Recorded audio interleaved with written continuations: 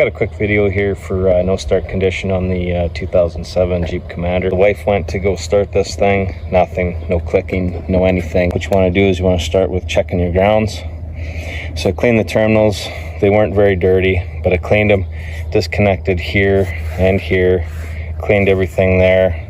Started with my grounds, started with that one, went to that one. Battery connections are good here, and that's giving us power inside the Jeep. We've got everything else. We've got whatever we want. We got lights on the dash, we got radio, we got the locks, everything works, but it will not start, no clicking. So then that's gonna tell us that it's likely not the starter.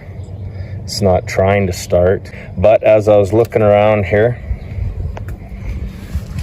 I came back to our computer over here, and then we've got another ground right here.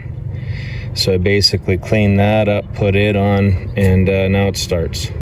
Here we are under here, and this is the starter. And we'll take a look at the wires that are going into the starter in here. And you'll see this wire. This wire goes to the block right there. That's gonna be a ground, and I think I'm gonna disconnect that and clean it up as well. That could be one of our problems. Again, just go around looking for your ground wires, try and identify them, disconnect them, clean them up, put them back on. Hopefully that fixes your problem. We'll get the key in here.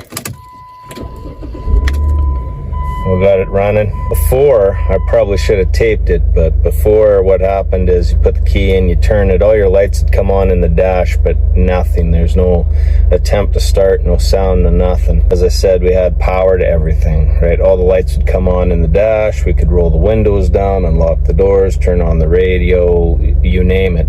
Everything but would not start. As I explained before, that's telling us that we have full power to the vehicle. Everything else is working. We want to single out the starting issue, why not the starter, and everything else. Just keep looking and trying to find the ground wires, especially the ground wires that are going to be connected to your computer module, your starter, and your ignition components. Hopefully sooner or later you track it down and you eliminate that problem.